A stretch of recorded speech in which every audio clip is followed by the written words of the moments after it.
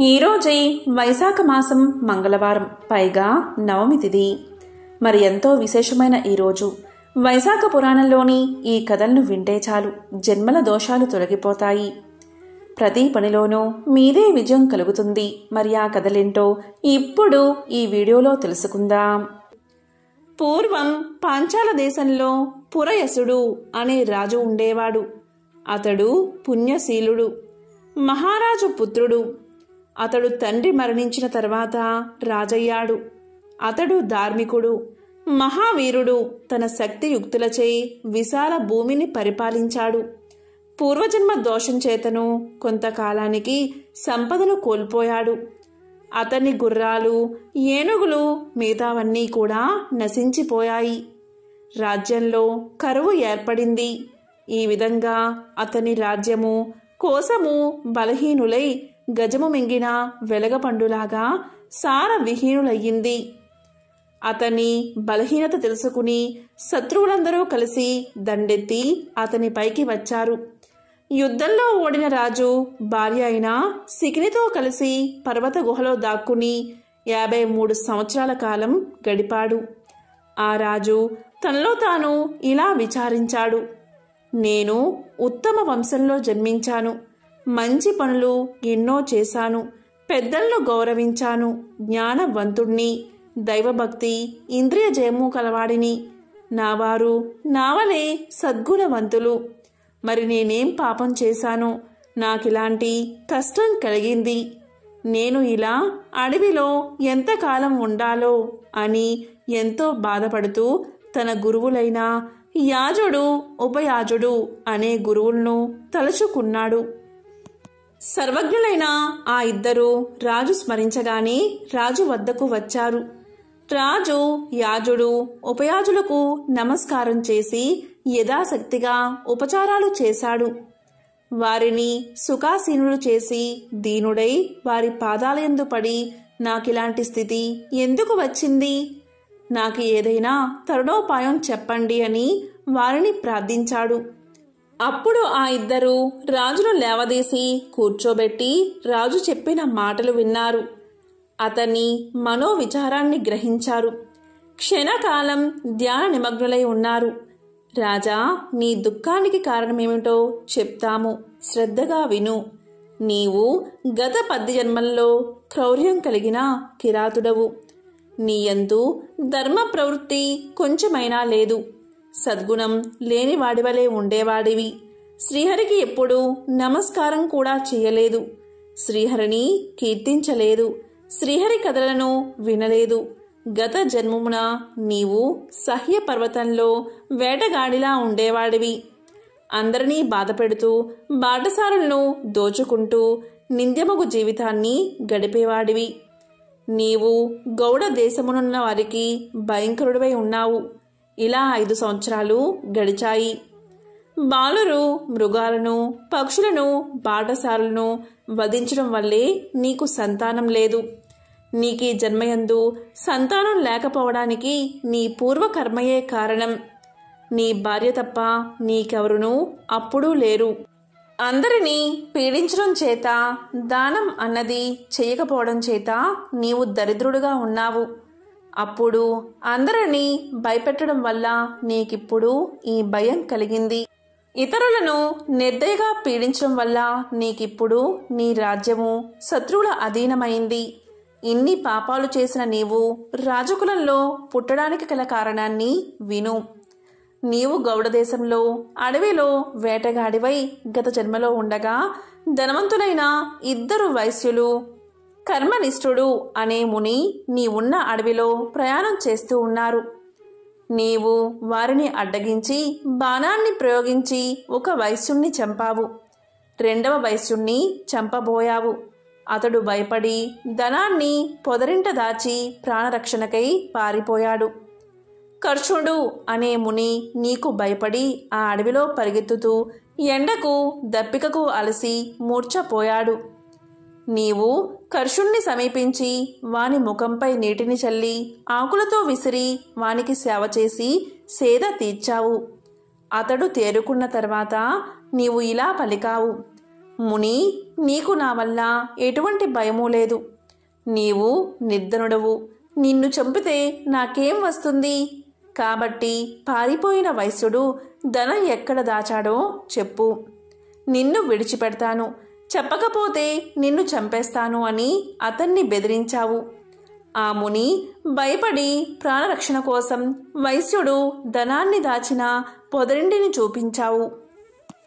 అప్పుడు నీవు ఆ మునికి అడవి నుండి బయటకు పోయే మార్గాన్ని చెప్పావు. దగ్గరలో ఉన్న నిర్మల జలాన్ని, తటాకాన్ని చూపి నీటిని తాగి మరింత సేద తీసి పొమ్ము. రాజభటులు నాకే రావచ్చు, కాబట్టి నేను నీ వెంబడి వచ్చి మార్గాన్ని చూపించలేను అని చెప్పావు. ఈ ఆకులతో విసురుకోము, చల్లని గాలి వీచునని మోదుగా ఆకుని ఇచ్చి పంపి నీవు అడవిలో దాక్కున్నావు. నీవు పాపాత్ముడైన వైశ్యుని ధనం ఎక్కడ ఉన్నదో తెలుసుకోవడానికై ఆ మునికి సేవలు చేయడం వల్ల, అడవి నుండి పోయే మార్గాన్ని చెప్పడం వల్ల, జలాశయ మార్గాన్ని కూడా చెప్పడం వల్ల, ఆ కాలం వైశాఖ మాసం అవడం వల్ల నీవు తెలియక చేసిన, స్వార్థంతో చేసిన మునికి చేసిన సేవ ఫలించింది. ఆ పుణ్యం వల్ల నీవు ఈ జన్మలో రాజవంశంలో జన్మించావు. నీవు నీ రాజ్యాన్ని, పూర్వపు సంపదలను, వైభవములను కావాలని అనుకుంటే వైశాఖ వ్రతాన్ని ఆచరించు. ఇది వైశాఖ మాసం. నీవు వైశాఖ శుద్ధ తదియందు ఒకసారి ఈరిన ఆవును దూడతో పాటు దానం ఇవ్వు. ఇలా చేస్తే నీ కష్టాలు తీరిపోతాయి. గొడుగుని ఇస్తే నీకు రాజ్యం చేకూరుతుంది. ప్రాతకాల స్నానం చేసి అన్ని ప్రాణులకు, అందరికీ సుఖాన్ని కలిగించు. నీవు భక్తి శ్రద్ధలతో వైశాఖ వ్రతాన్ని ఆచరించి, శ్రీహరిని అర్చించి, శ్రీహరి కథలను విని యథాశక్తి దానాలు చెయ్యి. లోకాలన్నీ నీకు వశమవుతాయి. నీకు శ్రీహరి సాక్షాత్కారం లభిస్తుంది అని ఆ ఇద్దరు రాజుకు వైశాఖ వ్రత విధానం చెప్పి తమ నివాసాలకు వెళ్ళిపోయారు. అప్పుడు రాజు పురోహితులు చెప్పినట్లుగా వైశాఖ వ్రతాన్ని భక్తి శ్రద్ధలతో ఆచరించాడు. యథాశక్తిగా దానాలు చేశాడు. వైశాఖ వ్రత ప్రభావం వల్ల ఆ రాజు బంధువులందరూ మరలా రాజు వద్దకు వచ్చారు. వారందరితో కలిసి ఆ రాజు తన పట్టణమైన పాంచాలపురానికి వెళ్ళాడు. శ్రీహరి దయ వల్ల అతని శత్రువులు పరాజితులై నగరాన్ని విడిచిపోయారు. రాజు అనాయాసముగా తన రాజ్యాన్ని తిరిగి సంపాదించుకున్నాడు. పోగొట్టుకున్న సంపద కంటే అధికంగా సర్వ సంపదలను పొందాడు. వైశాఖ వ్రత మహిమ వల్ల సర్వమును సంపన్నమై వాని రాజ్యం సుఖశాంతులతో ఆనందపూర్ణంగా ఉంది. అతనికి దృష్టకీర్తి, దృష్టకేతువు, దృష్టద్యుముడు, విజయుడు, చిత్రకేతువు అని 5 పుత్రులు, కుమారస్వామి అంతటి సమర్థులు కలిగారు. ప్రజలందరూ వైశాఖ మాస వ్రత మహిమ వల్ల రాజానురక్తులై ఉండేవారు. రాజు రాజ్య వైభవము, సంతానం కలిగిన భక్తి శ్రద్ధలతో వైశాఖ వ్రతాన్ని ఆచరించి యథాశక్తి దాన ధర్మాలు చేస్తూ ఉన్నాడు. ఆ రాజుకు గల నిశ్చల భక్తికి సంతోషించిన శ్రీహరి వానికి వైశాఖ శుద్ధ తృతీయ, అక్షయ తృతీయ నాడు ఆ రాజుకు ప్రత్యక్షమయ్యాడు. చతుర్బాహులయందు శంఖ, చక్ర, గద, ఖడ్గాలను ధరించి పీతాంబరధారి అయి వనమాల విభూషితుడై లక్ష్మీదేవితో గరుడాది పరివారంతో ప్రత్యక్షమైన పరమాత్మకు అచ్యుతుణ్ణి చూసి ఆ రాజు శ్రీహరిని చూడలేక కనులు మూసుకుని భక్తితో శ్రీహరిని ధ్యానించాడు. కనులు తెరచి ఆనంద పరవశుడై గగురు పొడిచిన శరీరంతో గద్గద స్వరంతో శ్రీహరిని చూస్తూ ప్రభు భక్తితో ఆనంద పరవశుడై శ్రీహరిని స్తుతించాడు. పూర్వం బోధ చేస్తూ ఒక ముని దంపతులు ఉండేవారు. ఆ ముని చాలా ప్రతిభావంతుడు, సకల శాస్త్రాలు విద్యలో తెలిసినవాడు. ఆ ముని భార్య సాక్షాత్తు అన్నపూర్ణ. ఆమె శిష్యులను తన కన్న బిడ్డల్లాగా చూసుకునేది. ఆకలితో ఎవరు వచ్చినా లేదనకుండా వారి ఆకలి తీర్చేది. అలా ఒకనాడు ఆ ముని దంపతుల వద్దకు వసంతుడు అనే అనాథ వచ్చి శిష్యుడిగా చేరాడు. అతను బాగా చురుకైనవాడు, తెలివైనవాడు కావడంతో అతనికి గురువుగారు నేర్పించే విద్యలన్నీ కూడా ఇట్టే అబ్బేవి. వసంతుడు కొన్నాళ్లకే తన గురువుకు తెలిసిన విద్యలన్నీ పూర్తిగా నేర్చుకున్నాడు. ఇక అతనికి నేర్పడానికి తన వద్ద ఉన్న జ్ఞానం సరిపోకపోవడంతో తనకు గురువులైన వారి వద్దకు పంపించి మరీ విద్యాభ్యాసం చేయించాడు ఆ గురువర్యుడు. అయితే కొన్నాళ్లకే అతనికి నేర్పడానికి తమ వద్ద ఉన్న విద్యలన్నీ కూడా పూర్తయ్యాయని ఆ పెద్ద గురువులైన వాళ్లు కూడా తెలియచేశారు. ఇదిలా ఉండగా నిండు చూలాలైన గురుపత్ని ప్రసవించే సమయం రావడంతో వసంతుడు ఆశ్రమంలో అన్ని పనులు తానే చూసుకుంటూ తల్లితో సమానురాలైన గురుపత్నిని కాలు కింద పెట్టకుండా చూసుకుంటున్నాడు. ఆమెకు పురిటి నొప్పులు ప్రారంభం అయ్యాయి. ఆశ్రమం లోపల ప్రసవం జరుగుతూ ఉండగా వసంతుడు గుమ్మం బయటకు వచ్చి కూర్చున్నాడు. కాసేపట్లో లోపల నుంచి చంటి బిడ్డల ఏడుపులు వినబడ్డాయి. గురుపత్ని కవల పిల్లలకు జన్మను ఇచ్చింది. ఒక మగపిల్లవాడు, ఒక ఆడపిల్ల. ఇంతలో దివి నుండి భువికి దిగి వచ్చిన ఒక దివ్య పురుషుడు వడివడిగా ఆశ్రమం లోపలికి వెళ్తూ గుమ్మం ముందు కూర్చున్న వసంతుడికి కనిపించాడు. మామూలు మనుషులకైతే అతను కనిపించి ఉండేవాడు కాదు. కాని వసంతుడు దైవ రహస్యాలు కూడా నేర్చుకున్నాడు కాబట్టి ఆ వచ్చిన అతను ఎవరో ఇట్టే కనిపెట్టేశాడు. వచ్చినవాడు సాక్షాత్తు బ్రహ్మదేవుడు. అతడు బ్రహ్మ అప్పుడే పుట్టిన పిల్లలకు నుదుటి రాత రాయడానికి వచ్చాడు అని అర్థం చేసుకున్న వసంతుడు ఓపిగ్గా బయట కాలు చాచుకుని కూర్చున్నాడు. వసంతుడు బ్రహ్మ బయటకు రాగానే ఆయనకు ప్రణామం చేసి, స్వామి, మా గురువుగారి పిల్లల నుదుట ఏమి రాశారో దయచేసి సెలవు ఇవ్వండి అని వినమ్రపూరితంగా అడిగాడు. బ్రహ్మ తన్ని చూడగలిగిన ఆ పిల్లవాడు సామాన్యుడు కాదు అని తెలుసుకుని వసంతుడు అడిగిన విధానానికి ముచ్చటపడి ఇతరులకు చెప్పకూడని రహస్యాన్ని అతనికి చెప్పడానికి నిర్ణయించుకున్నాడు. అప్పుడు ఇలా అన్నాడు, నాయనా, ఈ అబ్బాయి బీదవాడిగా మారిపోతాడు. ఇతని జీవితకాలమంతా ఇతని వద్ద ఒక్క మూట బియ్యము, ఒక ఆవు, ఒక పూరిపాక తప్ప ఇక ఏమీ ఉండవు. ఇతను రోజంతా కష్టపడినా తన రెక్కల కష్టంగా పెళ్ళాన్ని పిల్లల్ని పోషిస్తాడు అంతే అన్నాడు. ఇక ఈ అమ్మాయి మాత్రం వేశ్య అవుతుంది. పూల కోసం రోజుకో పురుషుడితో సంభోగించి వారకాంత అవుతుంది అని చెప్పి అక్కడి నుంచి వెళ్లిపోయాడు. బ్రహ్మదేవుడు చెప్పిన మాటలు విని వసంతుడు నిశ్చేష్టుడు అయ్యాడు. సాక్షాత్తు దైవ స్వరూపుడైనటువంటి తన గురు దంపతులకు పుట్టిన పిల్లలకు ఇలాంటి రాత రాశాడు. ఏమిటి విధాత అని విచారంగా ఆలోచనలో మునిగిపోయాడు. వెంటనే తన గురువు గారిని బ్రహ్మరాత మార్చగలమా అని అడిగాడు. దానికి ఆయన, అది సాధ్యం కాదు నాయనా, అది ఎవరికీ సాధ్యం కాదు అని సమాధానం చెప్పాడు. పిల్లలు పెద్దవాళ్లు అయ్యే కొద్దీ వాళ్ల రాత నిజమవడం వసంతుడికి కనిపించసాగింది. ఆ ఇద్దరికీ చదువులు వంట పట్టడం లేదు. ఎందరికో విద్యా బుద్ధులు నేర్పిన గురువుగారి పిల్లలు ఇలా అయ్యారు ఏమిటా అనేది వసంతుడికి దేనిమీద ఏకాగ్రత కుదరకుండా చేస్తుంది. దానికి తోడు ఆ పిల్లలిద్దరూ వసంతుడి వెంటపడి అన్నయ్య అన్నయ్య అని తిరుగుతూ ఉంటే అతనికి దుఃఖం మరింత ఎక్కువ కాసాగింది. ఒకరోజు గురువుగారితో చెప్పి ఆయన అనుమతి పొంది దేశం చుట్టి రావడానికి బయలుదేరి వెళ్లాడు వసంతుడు. ఎందరో పండితుల్ని కలిశాడు. వారందరినీ వసంతుడు ప్రశ్నించాడు. బ్రహ్మరాసిన రాతను మార్చగలమా అని అందరినీ అడిగాడు. కాని అందరూ వసంతుడికి చెప్పిన సమాధానం బ్రహ్మరాత మార్చడం అసాధ్యమని, అది ఎవరితరమూ కాదని. అలా అతను అక్కడా ఇక్కడా తిరుగుతూ తన అన్వేషణ కొనసాగిస్తూ 20 సంవత్సరాలకు పైగా గడిపేశాడు. అప్పటికే గురువుగారి పిల్లలకు 25 ఏళ్లు వచ్చేశాయి. వసంతుడికి వాళ్ళు ఎలా ఉన్నారో చూడాలి అనిపించింది. ఆశ్రమానికి తిరిగి వచ్చాడు. అప్పుడు అక్కడ పరిస్థితి, గురువుగారి కుమారుడి పేరు శంకరుడు. అతను ఆ ఊరిలోనే కూలీ పని చేస్తున్నాడని, గురువుగారి కుమార్తె పేరు వసంతసేన.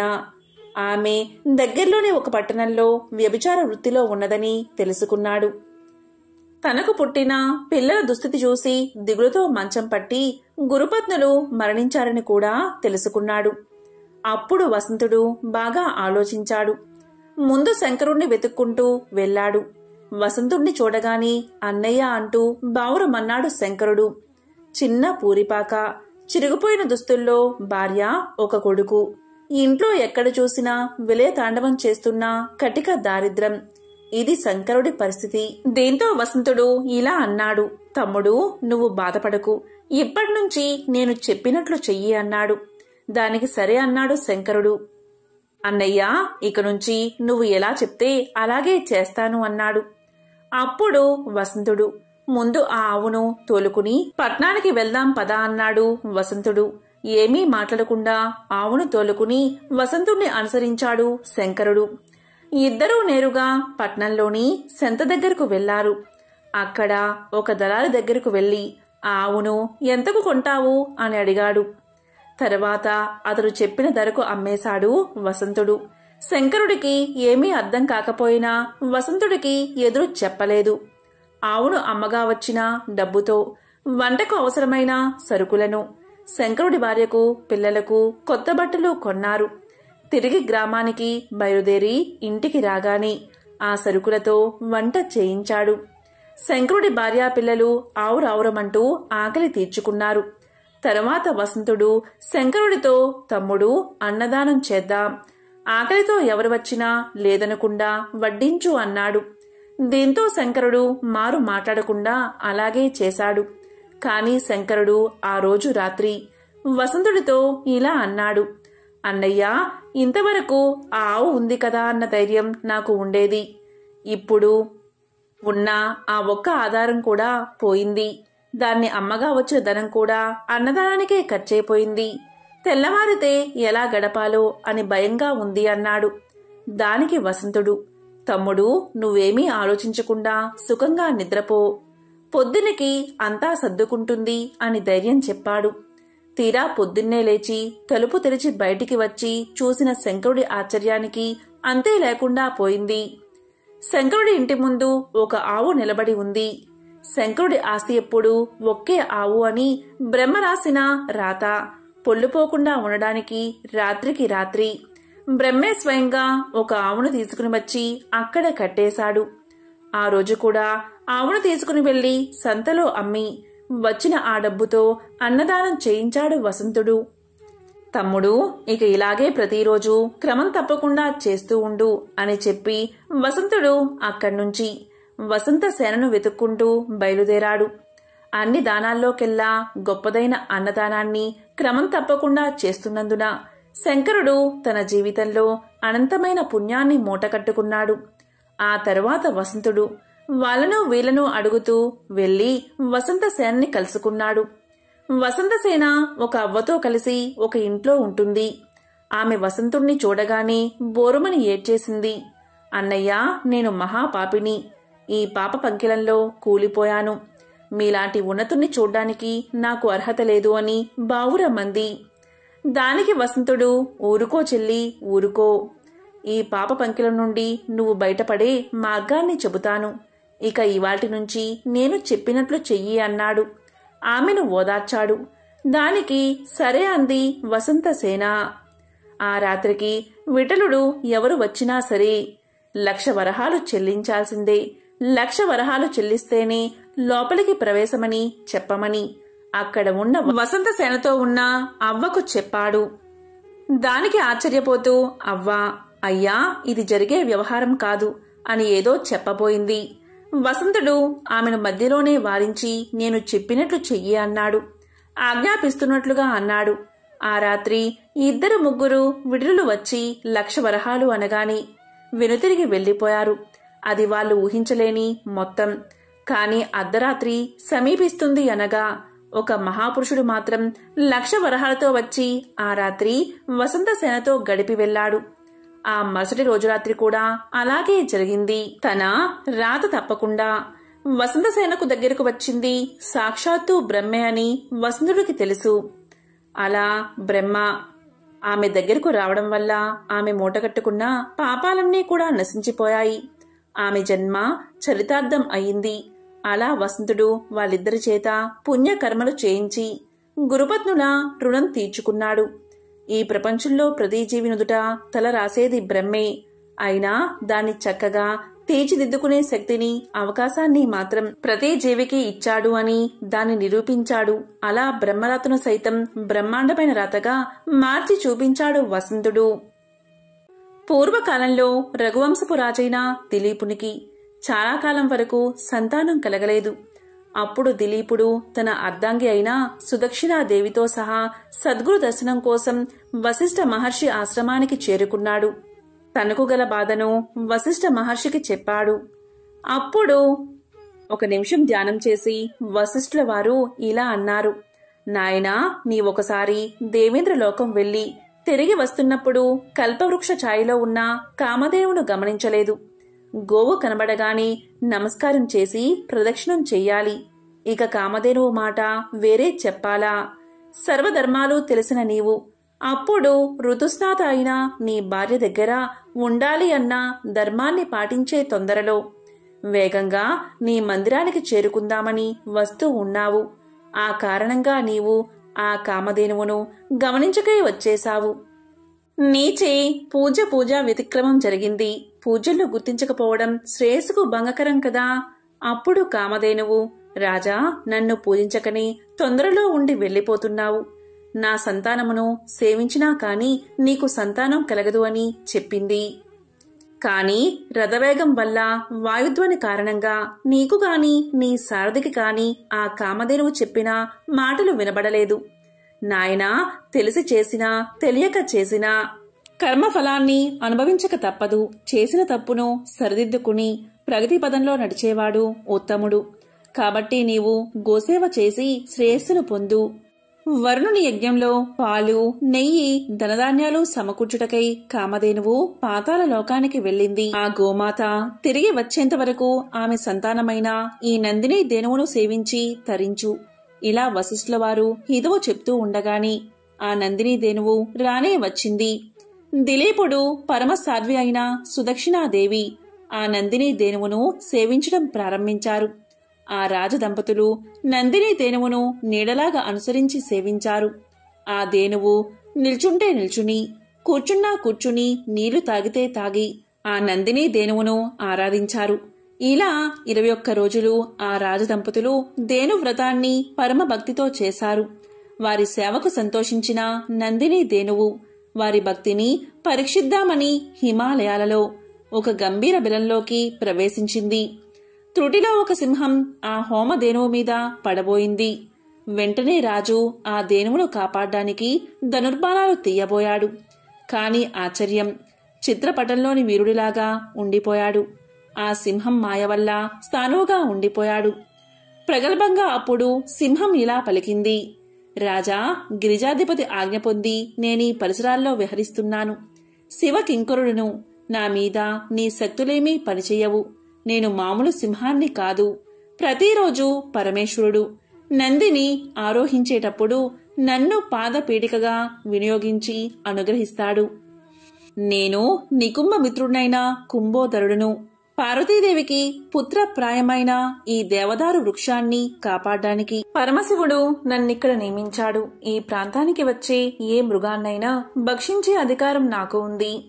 నా పరాక్రమం, బాహుబలం వృధా అవుతున్నాయే. ఈ నందిని ధేనువును కాపాడలేకపోతున్నాని అని అనుకుంటున్న రాజు, నేను కుంభోదరుడను, శివ కింకరుడను అన్న మాటలు వినగానే కొంచెం కుదుటపడ్డాడు. భగవత్ శక్తి ముందు మానవ శక్తి అతి అల్పమే కదా అని అనుకున్నాడు. ఆ కుంభోదరునితో ఇలా పలికాడు. ఓ దివ్య సింహమా, సృష్టి స్థితిలయకారకుడైన ఆ పరమేశ్వరుడు నీకు వలే నాకు కూడా పరమ పూజ్యుడు. కాని హోమధేనువైన ఈ నందిని కాపాడ్డం ధర్మమే కదా. మనిద్దరికీ శ్రేయోదాయకమైనది చెప్తాను. నా ఈ శరీరాన్ని ఆహారంగా స్వీకరించి నా గురుధనమైన ఈ నందిని ధేనువును విడిచిపెట్టు అన్నాడు రాజు. ఇది వినగానే కుంభోదరుడు నవ్వి, ఓ రాజా, నీవు చాలా మూఢుడివలే ఉన్నావు. నీవు ఈ భూమండలానికి ఏకఛత్రాధిపతివి. యవ్వనంలో ఉన్న మన్మథాకారుడవి. ఒక్క గోవు కోసం అన్నీ వదులుకుంటావా? అల్ప కారణానికి అధిక మూల్యం ఎందుకు చెల్లిస్తావు? ఈ ఆవు కాకపోతే ఇలాంటివి కోటి మీ గురువుగారికి ఇవ్వవచ్చు. నీ పాలనలో సుఖంగా ఉండే కోట్లాది ప్రజలను అనాథలు చేసి ఈ గోవు కోసం శరీర త్యాగం చేస్తావా? నీకు ఎట్టి అపకీర్తి రాదు, గురుద్రోహం అంటదు అని పలికాడు. దిలీపుణ్ణి ప్రలోభ పెడదామని. అది విని ధర్మాత్ముడైన దిలీపుడు, ఆపద నుంచి రక్షించేవాడే క్షత్రియుడు, అంటే క్షత్రము నుంచి రక్షించేవాడే క్షత్రియుడు. అట్లు చెయ్యనివాడు రాజు ఎలా అవుతాడు? అదీ కాక ఎదురుగా హింస జరుగుతూ ఉన్నా కాపాడకుండా చూస్తున్నా ప్రాణాలు ఎందుకు? ఓ శివకింకరుడా, నీవు దేవతామూర్తివి. నా శరీరాన్ని స్వీకరించి ఈ దేనువును విడిచి నా ప్రార్థన మన్నించు అని పలికాడు మహారాజు. ఎలాగో చివరికి ఒప్పుకున్నది సింహం. స్థానువుగా ఉన్న రాజు మామూలుగా కదలగలిగాడు.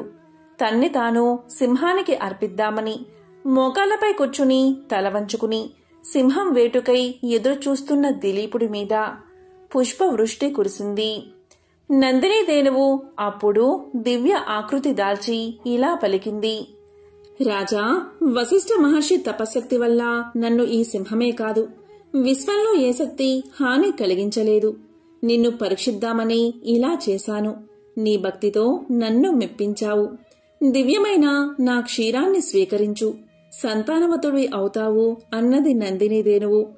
అప్పుడు ధర్మజ్ఞుడైన దిలీపుడు ఇలా అన్నాడు. తల్లి, నీ కరుణ అమోఘం. నన్ను నా అర్ధాంగిని ధన్యుల్ని చేశావు. లేగదూడా నీ పాలకై ఎదురుచూస్తుంది. మహర్షులు యజ్ఞార్థం నీ క్షీరానికై నిరీక్షిస్తూ ఉంటారు. వారు తీసుకున్న తర్వాత మిగిలిన దానిలో 6వ వంతు తీసుకుంటాను. ధర్మాత్ముడైన రాజు ప్రజల నుంచి 6వ వంతు మాత్రమే కప్పంగా తీసుకుంటాడు అని రాజు పలకగా తదేతి అని ఆశీర్వదించింది నందిని. దేనువ్రత మహిమ వల్ల రఘుమహారాజును పుత్రునిగా పొందినాడు దిలీపుడు. ఒకసారి సౌనకాది మహర్షులు ఇలా పలికారు. ఇతర వృక్షాల కంటే రావి, మర్రి చెట్లు మాత్రమే ఎందుకంత పవిత్ర వృక్షాలుగా పేరు పొందాయి అని అడగగా సూతుడు ఇలా చెప్పసాగాడు. పూర్వం పార్వతీ పరమేశ్వరులు ఏకాంతంగా ఉన్నప్పుడు పనిమీద దేవతలు అక్కడికి వెళ్ళగా వారి ఏకాంతానికి భంగం కలుగుతుంది. దీనికి పార్వతీదేవి ఎంతో కోపగించి మా ఏకాంతాన్ని భంగం చేశారు కాబట్టి భూలోకంలో చెట్లుగా పడి ఉండండి అని శపిస్తుంది దేవతలని. పార్వతీదేవి పెట్టిన శాపానికి ఆ పరమేశ్వరుడితో సహా దేవతలందరూ వృక్షాలుగా మారిపోతారు. ఈ విధంగా దేవతలంతా వేరువేరు వృక్షాలుగా మారితే శ్రీ మహావిష్ణువు రావి చెట్టుగాను, మహాశివుడు మర్రి చెట్టుగాను మారిపోయారు.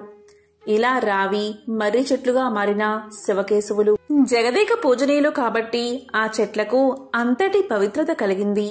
వీటిలో రావి చెట్టు శని దృష్టికి సంబంధించిన కారణంగా శనివారం రోజు మాత్రమే పూజనీయమైనది. శని, ఆదివారం రోజు తప్ప తక్కిన రోజుల్లో రావి చెట్టును అస్సలు తాకకూడదు అని సూతుడు సౌనకాది మహామునులు చెప్పగా ఇదంతా విన్నా సౌనకాది మహర్షులు రావి చెట్టు ఎందుకు శనివారం మాత్రమే పూజనీయం అయింది, మిగిలిన రోజుల్లో ఎందుకు తాకకూడదు అని అడిగారు. దానికి సూత మహర్షి ఇలా చెప్పసాగాడు. పూర్వం క్షీరసాగర మదనం జరిగినప్పుడు అనేక వస్తువుల్లో లక్ష్మీదేవిని, కౌస్తుభాన్ని శ్రీహరికి సమర్పించి తక్కిన సంపదనంతా దేవతలు తీసుకున్నారు. శ్రీ మహావిష్ణువు లక్ష్మీదేవిని వివాహం చేసుకోవాలి అనుకున్నాడు. కాని లక్ష్మీదేవి శ్రీ మహావిష్ణువుతో ఇలా పలుకుతుంది. దేవా, నాకన్నా పెద్దది అయినా నా అక్కయ్య ఉంది. ఆమెకు వివాహం కాకుండా చిన్నదైన నేను వివాహం చేసుకోవడం తగదు. కాబట్టి మా అక్క పెళ్లి గురించి ఆలోచించండి అని పలుకుతుంది. దాంతో శ్రీ మహావిష్ణువు లక్ష్మీదేవి అక్కగారైన జ్యేష్ఠాదేవిని ఉద్దాలకుడు అనే మహర్షికి ఇచ్చి వివాహం జరిపిస్తాడు. ఆ విధంగా ఉద్దాలకుడు జ్యేష్ఠాదేవిని తన ఆశ్రమానికి తీసుకువెళ్తాడు. ఆ తరువాత శ్రీ మహావిష్ణువు లక్ష్మీదేవిని వివాహం చేసుకుంటాడు. నిరంతరం ధూపదీప నైవేద్యాలతో నిండిన ఆశ్రమాన్ని చూసి, వేదఘోషతో మారుమోగుతున్న ఆశ్రమాన్ని చూసి, ఆశ్రమంలోని శుభ్రతను చూసి జ్యేష్ఠాదేవి దుఃఖిస్తూ, ఇది నాకు సరైన చోటు కాదు. శుభ్రంగా ఉన్న చోట, వేదాలు చదివే దగ్గర, అతిథి సత్కార్యాలు జరిగే దగ్గర, యజ్ఞాలు జరిగే దగ్గర నేను నివసించలేను. అదేవిధంగా ప్రేమగల భార్యాభర్తలు ఉండే చోట, పితృదేవతలను పూజించే చోట, నీతిగా ఉండేవారి దగ్గర, అబద్ధం ఆడనివారి ఇంట, ప్రేమగా మాట్లాడేవారి ఇంట, గురువులను పూజించే దగ్గర నేను ఉండలేను అంటుంది. దీంతో ఉద్దాలకుడు, మరి నీవు ఎక్కడ ఉంటావు అని అడుగుతాడు. దానికి జ్యేష్ఠాదేవి ఇలా సమాధానం చెప్తుంది. ఏ ఇంట్లో అయితే రాత్రింబగళ్ళు భార్యాభర్తలు దెబ్బలాడుకుంటూ ఉంటారో, ఏ ఇంట్లో అయితే అతిథులు నిరాశతో ఉంటారో, ఎక్కడైతే వృద్ధులకు, మిత్రులకు, మంచివారికి అవమానం జరుగుతుందో, ఇంకొకరి ధనాన్ని ఆశపడేవారి ఇంట్లో, శుభ్రంగా లేని చోట నేను నివాసముంటాను అని పలుకుతుంది.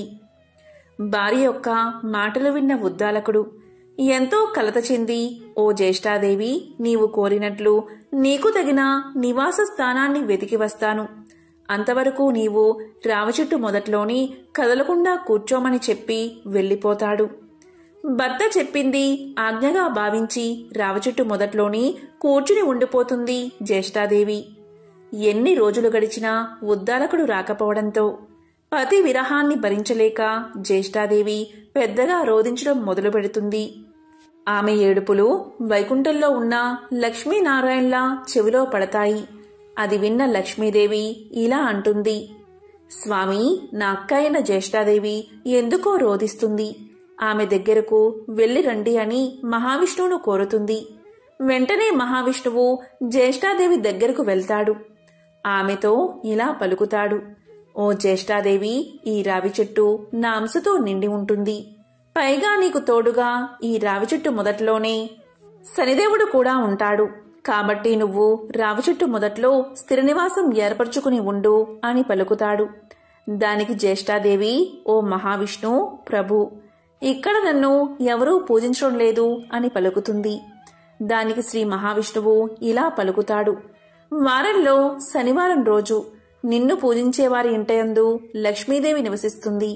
వారంలో శనివారం రోజు ఎవరైతే రావి చెట్టును తాకుతారో వారిని అదృష్టం వరిస్తుంది. ఈ విధంగా ప్రతి శనివారం రావి చెట్టు పూజనీయంగా మారింది అని సూతుడు సౌనకాది మహాములకు చెప్తాడు. ఎవరైతే జ్యేష్ఠాదేవిని శనివారం రోజు షోడశోపచారాలతో పూజిస్తారో అలాంటి వారి పట్ల లక్ష్మీదేవి సంతోషించి సకల సంపదలను కురిపిస్తుందని సూతుడు తెలియచేస్తాడు. కాబట్టి వారంలో సోమ, మంగళ, బుధ, గురు, శుక్రవారాల్లో రావి చెట్టును తాకకూడదు. శని, ఆదివారాల్లో తాకవచ్చు. ఎవరైతే ఈ కథను వింటారో లేక చదువుతారో అలాంటి వారి జన్మల పాపాలు తొలగి కోటి జన్మల పుణ్యం వస్తుంది. సకల శుభాలు కలుగుతాయి. ఇలాంటి శక్తివంతమైన రోజు ఎవరైతే ఈ కథను వింటారో వారికి ఉన్న శని బాధలు తొలగిపోతాయి. కష్టాలు, దరిద్రం తొలగి ఐశ్వర్యవంతులు అవుతారు. మరి శనిదేవుడి మహిమను తెలిపే ఆ పవిత్ర కథ ఏంటో ఇప్పుడు తెలుసుకుందాం. పూర్వకాలంలో సుమేధుడు అని బ్రాహ్మణుడు నివసిస్తూ ఉండేవాడు. ఒకరోజు అతనికి ఒక కల వచ్చింది. ఆ కలను భార్యతో ఇలా చెప్పాడు. ఈ మధ్య నాకు కలలో ప్రతిరోజు ఒక నీలిరంగు దుస్తులు వేసుకున్న వ్యక్తి కనిపిస్తున్నాడు.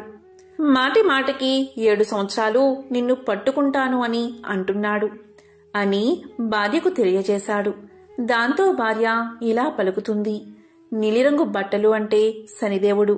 మీకు శనిదశ ప్రారంభం కాబోతుంది అని అర్థం. ఈసారి శనిదేవుడు కల్లో కనిపిస్తే పట్టుకోమని చెప్పండి. కానీ 2.25 కాలం కంటే ఎక్కువ ఉండడానికి ఒప్పుకోకండి అని భార్య తెలియచేస్తుంది.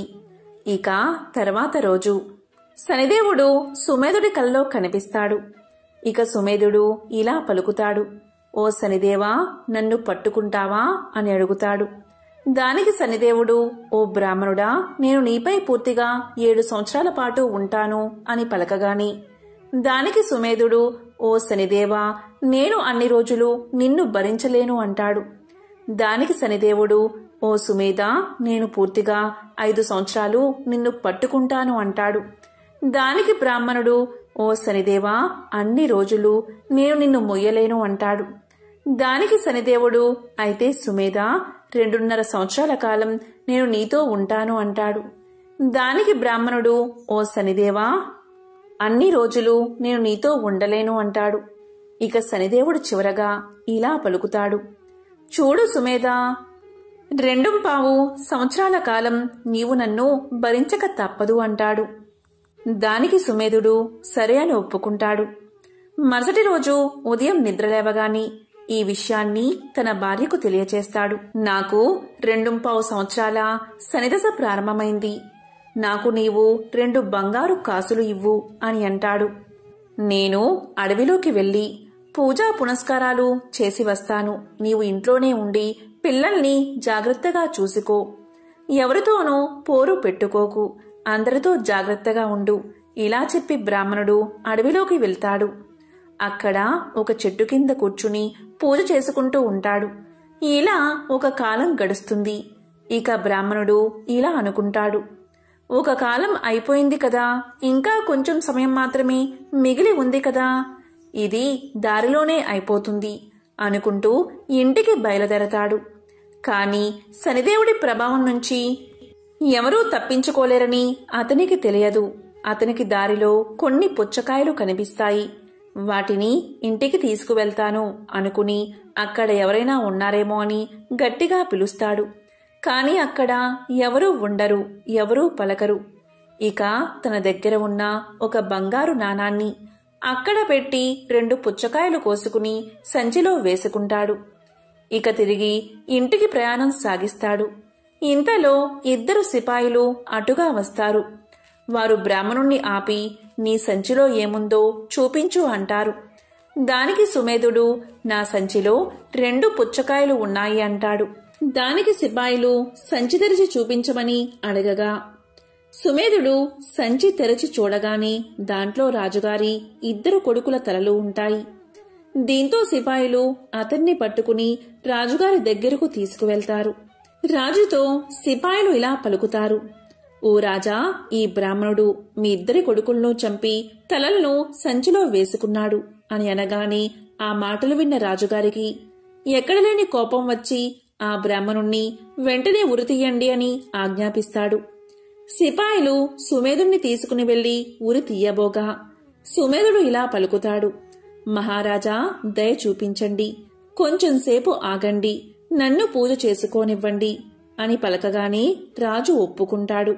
ఇక సుమేధుడు పూజ చేసుకుంటూ ఉండగా శనిదశ పూర్తవుతుంది. ఇంతలో అక్కడకు రాజుగారి 2 కొడుకులు తిరిగి వస్తారు. వారిని చూసి రాజు ఎంతో ఆశ్చర్యపోతాడు.